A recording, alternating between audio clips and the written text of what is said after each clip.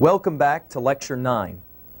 In Lecture 9 and in Lecture 10 now, we finish out the information to students, particularly in this lecture series. In Lecture 9, we talk about successful high school students, and then in Lecture 10, we talk about making plans for the future. In this lecture, we want to talk about how to be a complete or a well-rounded high school student. We want to talk about issues of historical values of schools. We want to talk about the power structure of schools, because so often a student doesn't understand specifically what kind of power structure they are involved with when they are in a school. Then we want to talk about understanding the community of the school, as I call it. What is the role that the school plays in the life of the community in general, and then how can you play a part in that actual community? Finally, we want to talk about curriculum choices and goal setting, two topics which are very important to the successful student.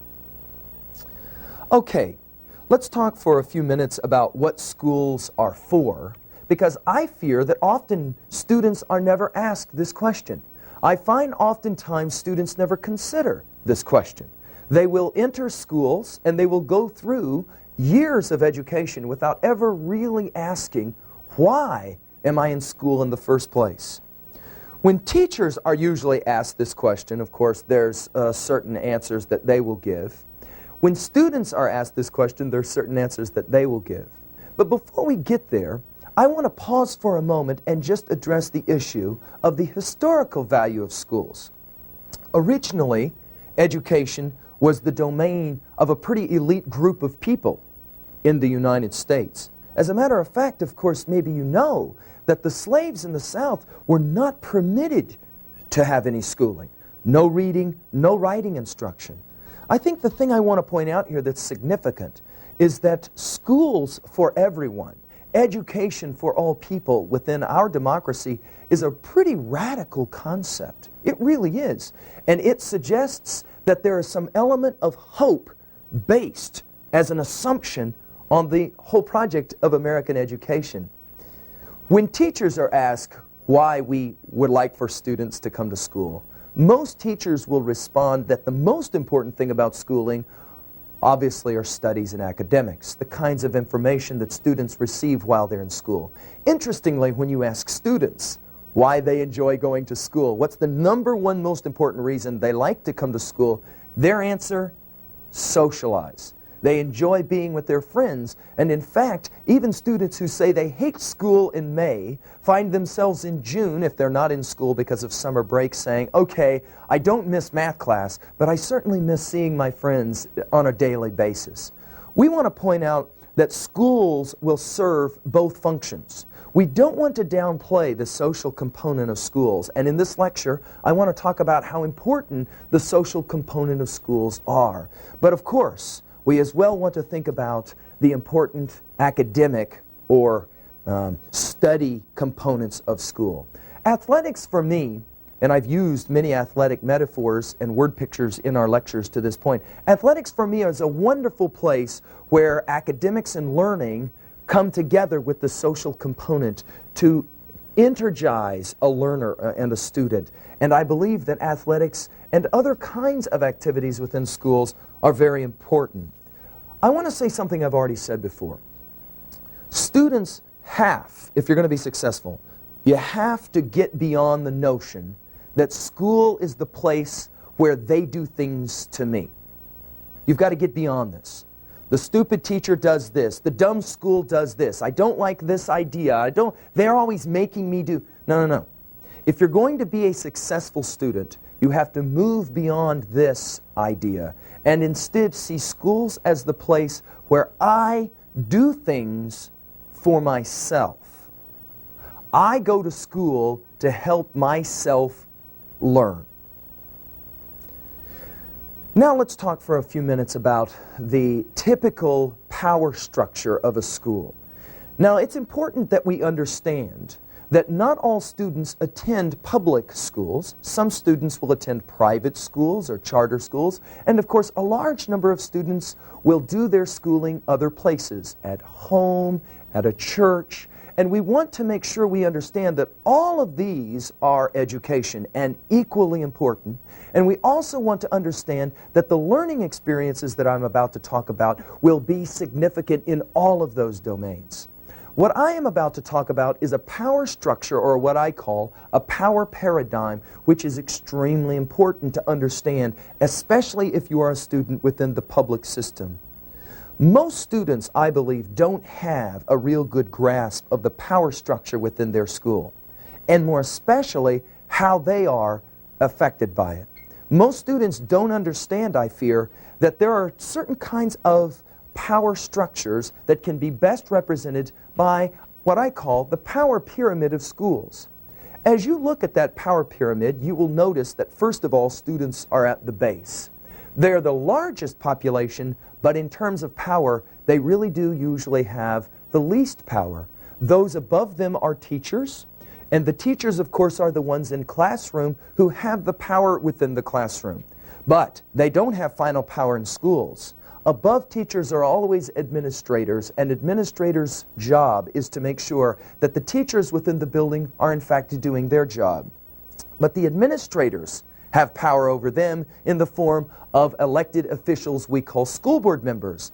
These school board members have been elected by parents, and therefore on the power pyramid, the parents are the ones who are at the top. The reason I point this out is that we need to understand what power we have as students, and why it is almost never to our advantage to get into any kind of a power struggle or power fight with our teacher. 90% of the time, we won't win in situations like that.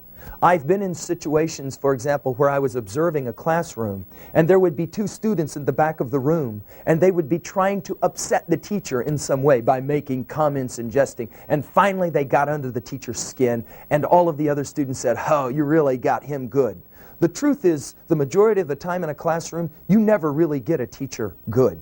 The truth is, the teacher always has final say. Of course, one way they have final say is they're the ones who give grades in their class, and they could determine that maybe you have to retake a class.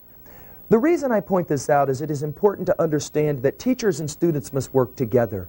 If you are in a class where a teacher and you are not maybe seeing eye to eye, and maybe you feel that the teacher and you don't completely understand each other, it's very important that you resolve these problems early on.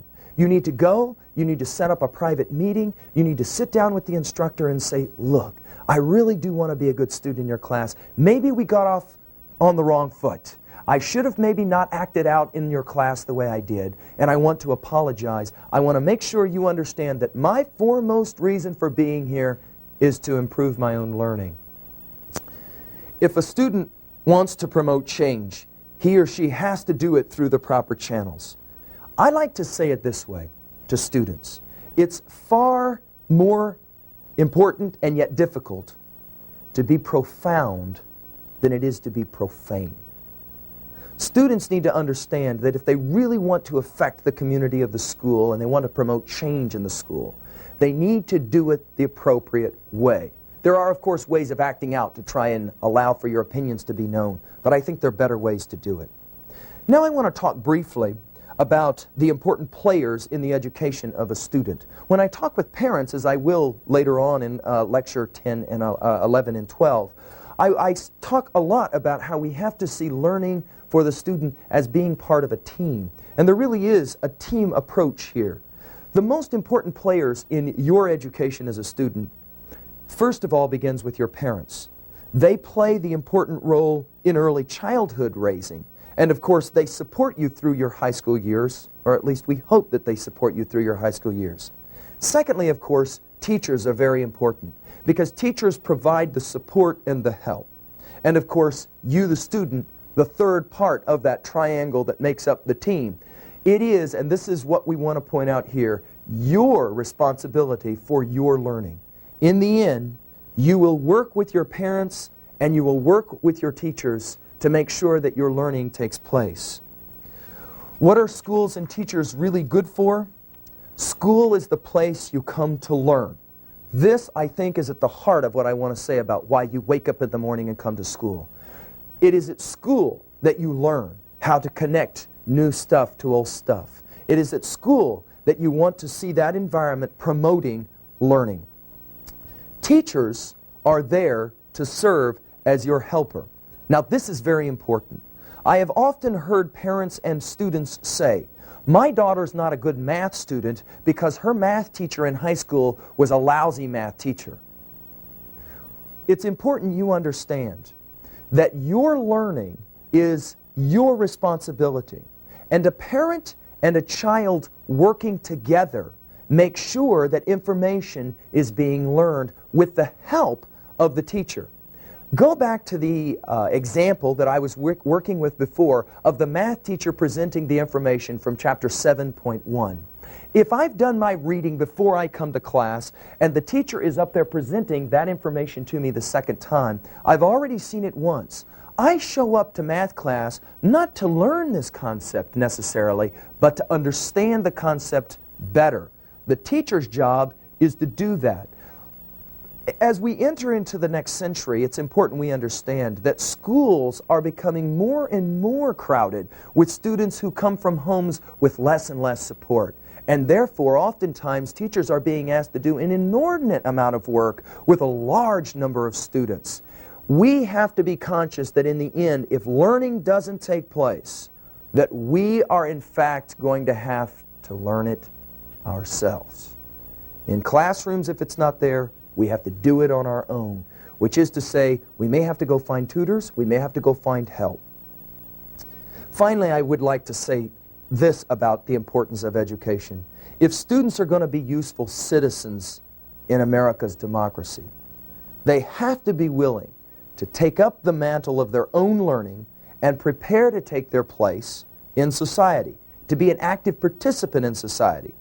I think another way to think about this is, school is the place where we learn what problems there are in society, and we as well learn important skills so that we can work together to improve society, both nationally as well as internationally. And of course, as we enter the next century, I can't emphasize this enough. What a student is doing in Milwaukee is important for the future of the relations between the United States and Korea.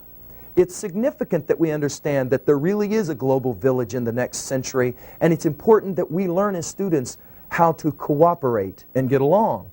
That also, of course, means we have to have skills. We have to be conversant with the technology that's coming. We have to know specifically how to learn because the technology keeps changing all the time.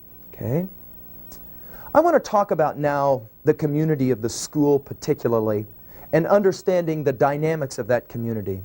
Now, for those students who are not actually attending school, they study somewhere else at home or other places, it's significant that you understand that you will want to make sure and always provide yourself with these experiences, whether you do it within the school contexts or not.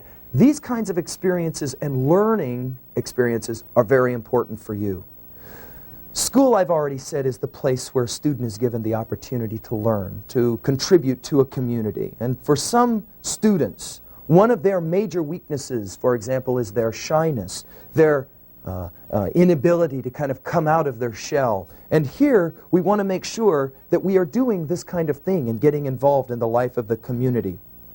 Also, college applications want to see a student who has been involved in a lot of the life of the community. It isn't enough to simply have good grades and to get a good SAT or an ACT score. Admissions teams in schools want to know, is this student capable of becoming a part of a bigger community? And of course, this is where we learn this at the high school level to get ready for, as I'll talk in the next lecture, to move on to the next level of university or college maybe. One great goal for yourself, and I always suggest this to students at this point in a lecture like this, is to decide that in the next year, you are going to go out for some kind of special activity. It might be an activity that you've never engaged in before. Go out and become a part of a club, or become a part of a drama program, or forensics program, or try out for a sport.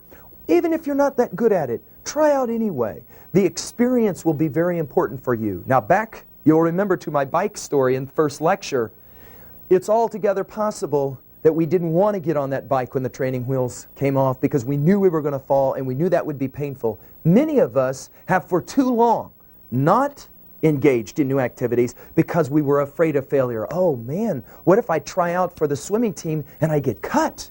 See?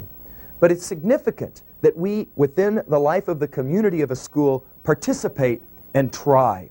That is where some of our most important learning is going to take place.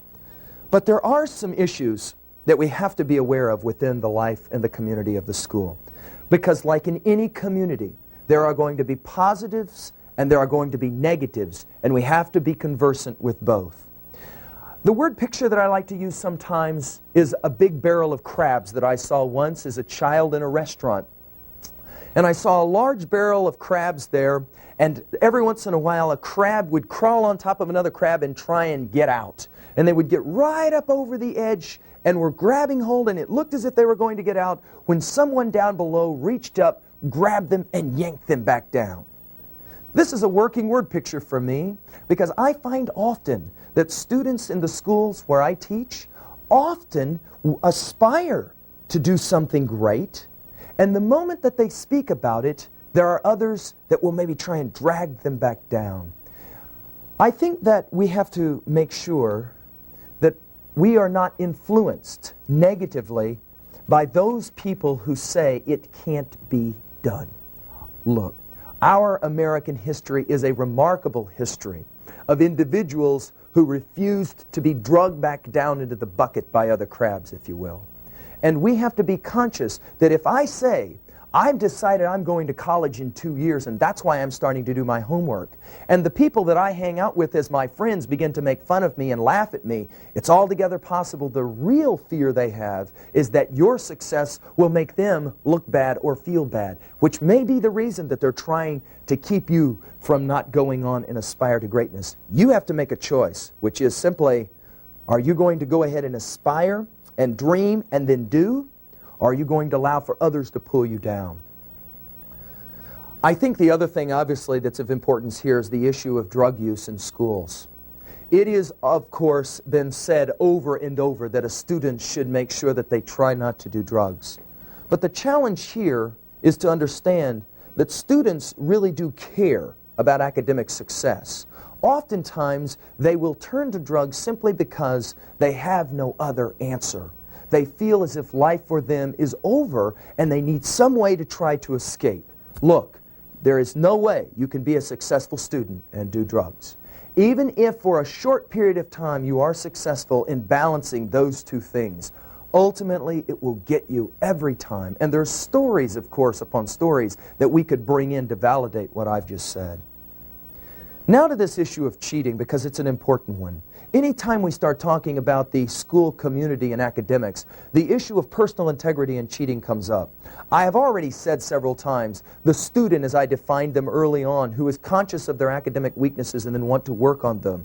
The student, or the warrior and the scholar, will always see honesty as the most important part of his or her life. I think the other thing that's of importance is to understand that we never hurt our teacher necessarily, and really our colleagues as much when we're cheating. The primary person we're cheating is ourselves.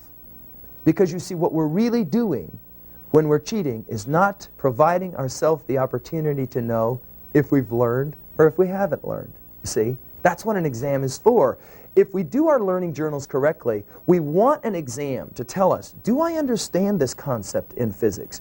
Do I understand this language very well? And I want the exam to be able to tell me if I exam prepped correctly. I think the most important thing to understand about cheating is that grades are not the determiner of success. I've had students who had to return to me years later and confess that they got an A in my class, but the way they did it was cheating. Interestingly, they were the ones who had lost sleep over this, not me. And I want to point out here, if all we're driven by is to receive grades in classes, we might be driven to cheat at some point. But if we take the proper approach and say, learning is more important than anything for me, we will find ourselves never cheating because all we're doing is cheating ourselves. I want to talk for a few minutes now about curriculum choices, and particularly about the kinds of curriculum choices that a student needs to make as they start to set goals for themselves. There's several important issues for curriculum setting. You want to take a curriculum that will help you be a well-rounded student. This is significant because too often students will say, I really like science, but I really don't like much in the humanities. And so they will find themselves taking lots and lots of sciences and maths and very few of the humanities, reading, writing, only to discover at university that they have to do a tremendous amount of reading and writing outside of the maths and sciences to receive their degree. We want to make sure that we are reading and writing in a variety of subject or curriculum areas. We want to be sure, of course, in the early years of high school especially, if we're college bound, that we are taking lots of sciences and maths to prepare for the SAT, ACT, because these tests, of course, will test our understanding and learning in all of the major areas. We also, of course, want to make sure that we take classes in some of those sometimes lesser populated courses, the arts, music, drama, and of course, a foreign language. By the junior year, we want to have identified what for us are primary academic weaknesses. If you are a junior watching this lecture series now, I'd strongly recommend this of you, that you sit down and ask yourself seriously, what are my major academic weaknesses? And then what classes do I need to take to somehow solve those academic weaknesses? Look, if algebra is something for you as a junior that you're really afraid of, you need to be in an algebra class within the next 2 or 3 semesters. We address academic weaknesses and we will attack them. We don't cower from them in fear. Back to the bike example. One of the most important things for us as we start to think about curriculum is goal setting. We want to set long-term goals for ourselves that are about 1 year away in reality. For example, graduating from high school. We want to have these goals as long-term goals, and we want to set them down, and we want to talk about them with people, especially the significant people in our home. We want to tell our moms or our dads, this is my goal 2 years out. This is what I want to do. And they, in turn, can help to remind us. We want to talk about short-term goals as well, because those are obviously things that we want to accomplish to get us there. Too often, students will concentrate on a long-term goal, like graduating from high school, but they will miss the important short-term goals of week by week, month by month that get us there. And so we want to list our short-term goals that we will accomplish within the next year. We want to make sure that our goals are several things. 1, attainable. We want them to be realistic, and we want them written down, as I've already said. One of the biggest mistakes, as I've already said, is that students oftentimes will write down goals only to forget them later. For those of us who have ever written down New Year's resolutions only to find ourselves in late February, not even able to remember what they were for us, this is one of the reasons. I recommend, back to that lecture that I gave on study area, I recommend that you write down your long-term and your short-term goals and put them on your wall above your study area. Look at them every night when you sit down to do your homework. What is it for you that you wish to accomplish? And remind yourself. We need to be sure that we set our goals with the short-term goals directing us towards the fulfillment of the long-term goals. In other words, if I want to graduate from high school, which is a good long-term goal, I need short-term goals, for example, like averaging B's in my classes for the next 2 years. The other component here is making sure that we are able to reward ourselves. We want to make sure that we understand that if we're going to set a goal, we have to have a payoff. For most of us, we go to work because they provide some kinds of rewards. That's not always payment, by the way. Many of us enjoy our work simply because it gives us the act of fulfilling what is for us a wonderful thing to do. But we want to make sure and understand that anytime we have a long-term or a short-term goal, we have to have some way to say, I've done it, and now I reward myself. We want to set our short-term goals with some kind of small reward in mind.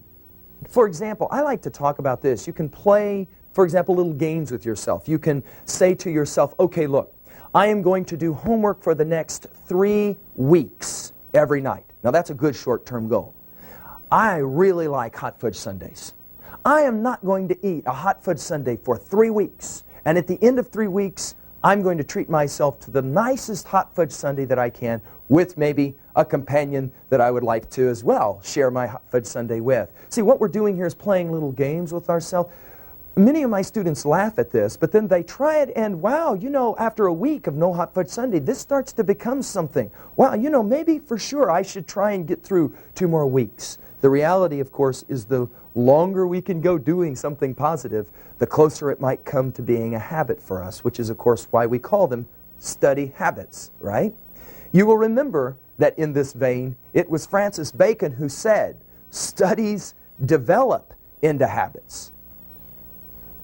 The notion here, of course, is that what we're saying is that we study, and as we do it, we get better at it. And of course, short-term and long-term goals and rewards obviously have something to do with this. I would as well recommend that you sit down with your parents and you talk with them specifically about what your short-term and long-term goals are. I recommend that at the conclusion of this lecture series that a student sits down with the parent and says, I've watched this lecture series and now I feel motivated to try and do something academically. These are my academic weaknesses. These are the ways that I believe I can provide for improving those academic weaknesses. These are my long-term goals. These are my short-term goals. I need your help and support.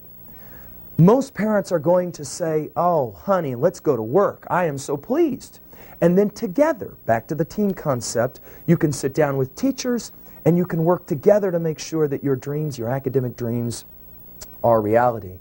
Of course, as we know from the ancient Chinese passages, a journey of 1,000 miles begins with the first step. Sometimes students think to themselves in their late junior year, I am such a terrible student. I have done poorly for so long. There is no way that I could ever make up for it. I might as well just give up. The reality is, if we accept our academic weaknesses, we can begin today to try to improve on them. This is my challenge to you.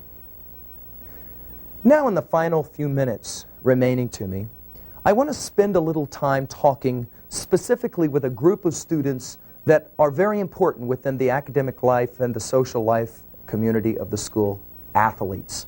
I want to talk with you just for a few moments about an approach to using your athletics as a means of learning that many students that I have worked with, student athletes, are employing, and we call this athletic training journals. The idea here is simply this. We always want to focus when we are in athletic training, and we believe that we can use our writing to help us do this. So we have 3 stages that I'll quickly outline of the athletic training journals. First, we have what we will do before we come to the training session. We will sit down and write for at least 10 minutes, jam writing here, for at least 10 minutes, asking ourselves, what specifically, and I would underscore that word, what specifically do I want to accomplish in my athletic training for the next 2 hours, specifically? And then I go to my athletic training session.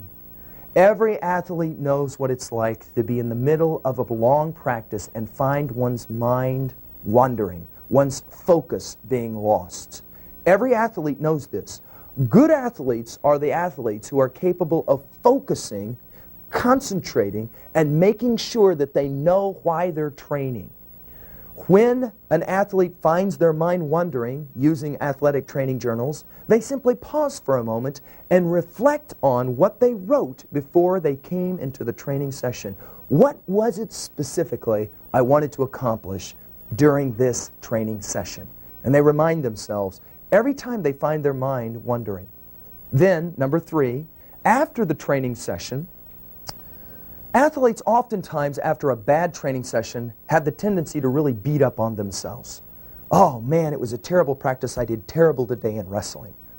My recommendation is this. In the 3rd stage of athletic training journals, sit down for a few minutes as quickly after the training session as you can and try to write down at least one positive thing you did during the training session. And then after you have reflected on the positive thing, ask yourself constructively, what are the things that I need to do for the next training session? And write for 10 minutes. Obviously, before the next training session, you may want to go back and read what you wrote there in that last point of the training session and ask yourself, what exactly was it that I really didn't focus on last time? What can I focus on now? Now look, this athletic training journals is being employed by a lot of the students that I instruct with great success. They like to do this kind of writing before they, for example, get off the bus before a major game. And then after the game, before they do anything else, they like to sit down and ask themselves in their writing, what specifically did I do? One of the key, powerful reasons we do this is that 3 weeks into a season, we can look back and read our journals, and we can make sure that we have some kind of idea of our growth. In other words, how am I learning through my athletics? And isn't that what school is all about? Learning. This is why we play basketball and football and swim. This is why we become involved in the community of the school.